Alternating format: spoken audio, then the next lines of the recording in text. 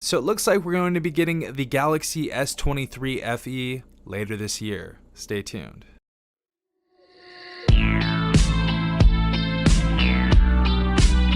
Alright everyone, hopefully you guys are having a good day. Hopefully everyone is safe out there. There's a thunderstorm going crazy outside here right now. But in other news, GSM Arena has released some news, and there were many other articles that came out in the last few weeks about the Galaxy S23 FE, and it looks like it's actually coming to fruition and we're going to actually get it. I really like the Galaxy S20 FE series that has come out. I really do enjoy the fan edition things. It's kind of like, of course, a less premium body, keeping the premium specifications and just leaving out some key features that the flagship devices like the $1,200 devices have inside of them. So this one, I'm hoping that it's somewhat going to be the same as like the S21 FE. Really enjoyed that phone, the S21 and the S20. Those are probably some of my favorite phones and form factors that I've ever had in a mobile device so far. But let me know what you guys think about the FE series. I know there's some people that do not like it at all. But as you guys can see, this article is from gsmarena.com. If you guys would like to read this on your own time, I'll leave a link in the description down below. The headline says Samsung Galaxy S23 FE's leaked renders reveal familiar design. But it says the Samsung Galaxy S23 FE is rumored to launch in select markets in Q3 2023, with the unveiling expected to happen before the Z Flip 5 and the Z Fold 5.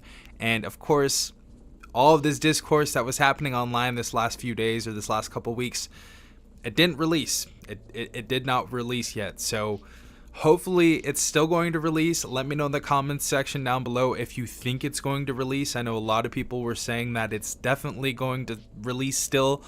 As you guys know, the S21 FE was the last fan edition phone that released from Samsung, so I'm really hoping they bring that back in the Galaxy S23 FE. What gives me doubt about this device ever releasing is, of course, the Galaxy A54 and the Galaxy A34. Those are kind of in that price point where it's like kind of doesn't make sense to release a phone at $699 or $799 or whatever, but there is still a lot of people that want it. It says there's no word from Samsung about the Galaxy S23 FE yet, even though we had a ton of leakers talk about this, which of course a lot of the time they are right, but they're not 100% right. But thanks to the renders leaked by OnLeaks, we know what this smartphone will look like. It looks like it's going to look like this. It says the Samsung Galaxy S23 FE looks similar to the Galaxy A54.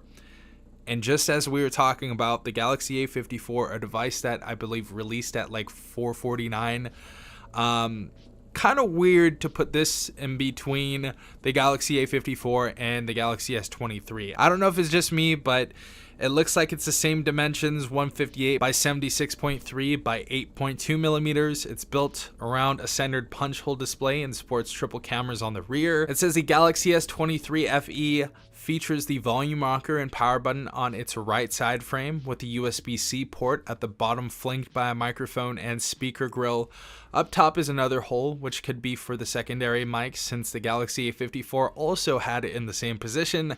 And while the renders don't show it, the SIM card slot should be at the top. So these are all of the renders right here, as you guys have been seeing on the screen. We're gonna get into some other specifications right here. You guys may not like the other specifications that I reveal. Let's talk about it though. Considering the dimensions, the Samsung Galaxy S23 FE could pack a 6.4-inch display, and this could be an AMOLED panel with a fingerprint scanner underneath, since it's not embedded in the phone's power key. I don't know why they would do that anyways. However, while the Galaxy A54 comes with a 5,000 mAh battery, the S23, despite having near identical dimensions, is rumored to come with a 4,500 mAh cell with 25 watt charging, which is not really that great. It also says other rumored specs on the Galaxy S23 FE include an Exynos 2200 in all regions, a 50 megapixel primary camera, 6 or 8 gigabytes of RAM, so you guys can choose, and 128 and 256 gigabytes of internal storage. So the Exynos 2200, I know a lot of you guys cringed when I said Exynos 2200. I don't really like Exynos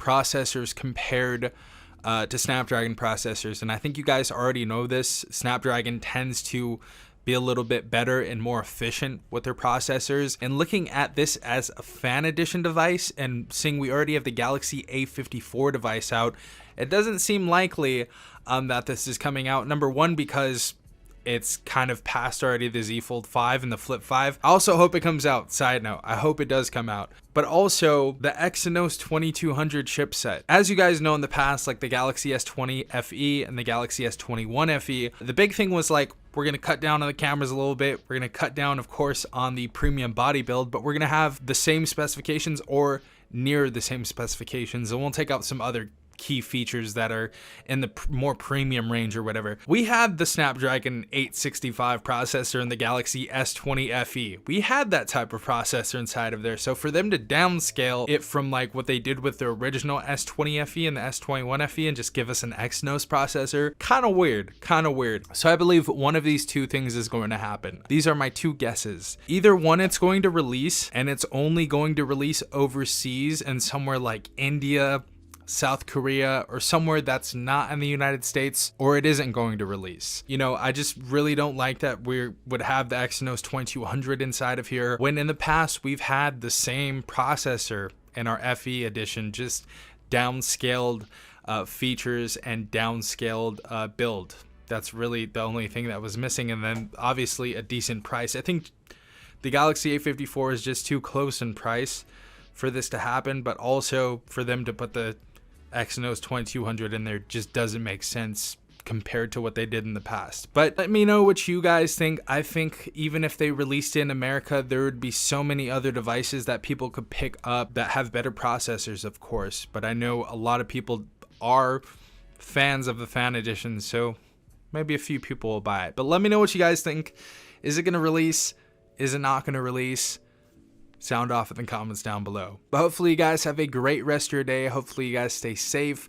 This has been Safon from TechRight. Peace out, Tech Gang.